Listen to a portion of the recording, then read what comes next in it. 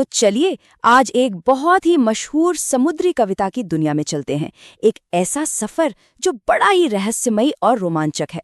ये कहानी ऐसी है ना कि शुरू होते ही अपनी गिरफ्त में ले लेती है। अब देखिए, कविता की शुरुआत ही होती है इस एक लाइन से, जो सुनने में जितनी दमदार है उतनी ही बेचैन करने वाली भी।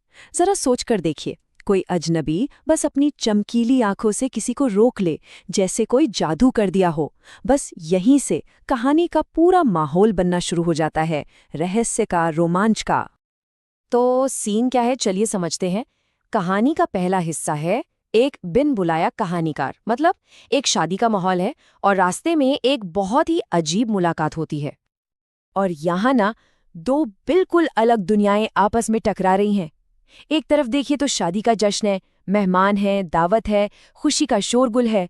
और दूसरी तरफ ये रहस्यमयी नाविक, लंबी दाढ़ी, वो चमकीली आंखें और एक अजीब सा डरावनापन।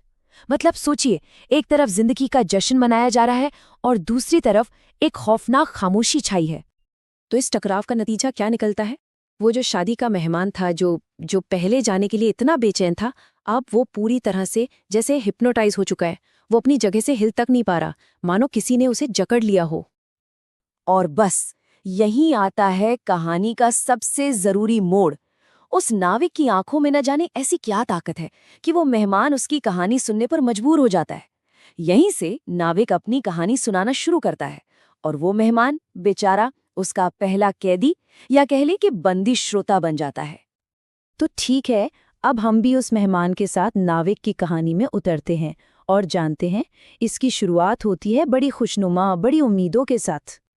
कविता की पंक्तियों से पता चलता है कि सफर की शुरुआत कितनी शानदार थी। जहाज को सबने विदा किया, बंदरगाह पीछे छूट गया और सब खुशी खुशी आगे बढ़ गए। उस वक्त तो सब कुछ एकदम परफेक्ट लग रहा था। सूरज का हर रोज एक ही रास्ते पर उगना और डूबना, ये इस बात का संकेत था कि सब कुछ ठीक है, सफर एकदम नॉर्मल चल रहा है, सही स्पीड से, कोई खतरा नहीं, कोई फिक्र नहीं। लेकिन एक मिनट, नाविक की कहानी को जरा यहीं रोकते हैं। वापस आते हैं उस पल में जहां ये कहानी सुनाई जा रही है, क्योंकि एक आवाज है जो इस माहौल की शांति को तोड़ रही है।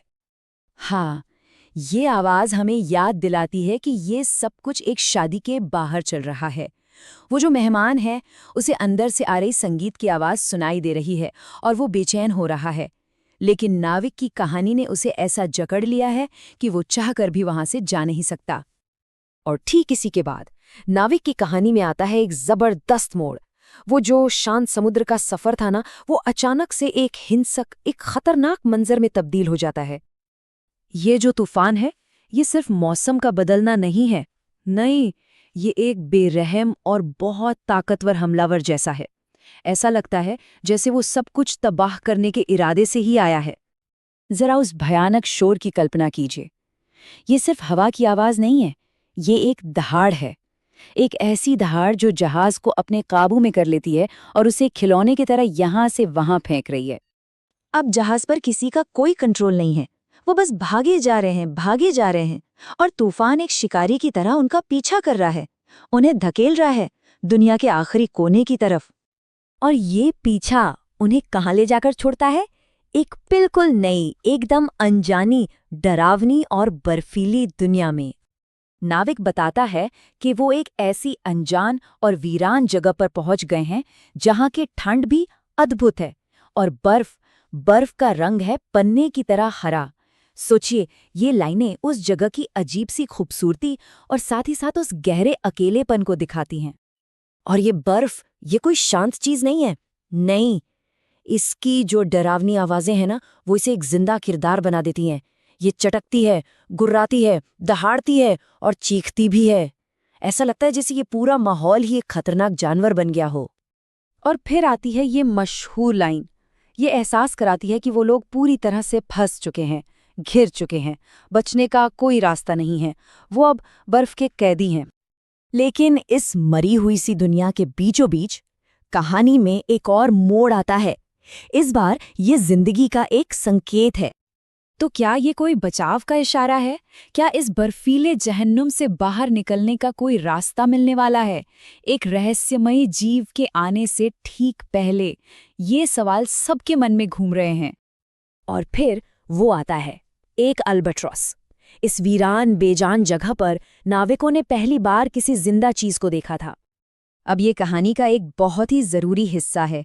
जो नाविक हैं वो इस पक्षी को सिर्फ एक जानवर की तरह नहीं देखते, नहीं, वो उसे एक ईसाई आत्मा मानते हैं, भगवान का भेजा हुआ दूत, उम्मीद की एक किरण। और उनका ये विश्वास सच साबित होता है। देखिए, अल्बाट्रॉस के आने के बाद क्या क्या होता है। पहला, अल्बाट्रॉस आता है, फिर बर्फ एक जोरदार गड़गड़ाहट के साथ टूट जाती है। इसके बाद दक्षिण से एक अच्छी हवा चलने लगती है और फिर जहाज आजादी की तरफ बढ़ने लगता है। ये सब किसी चमत्कार से कम नहीं लगता, है ना? और हमारी आज की कहानी यहीं एक बहुत ही रोमांचक मोड़ पर आकर रुकती है।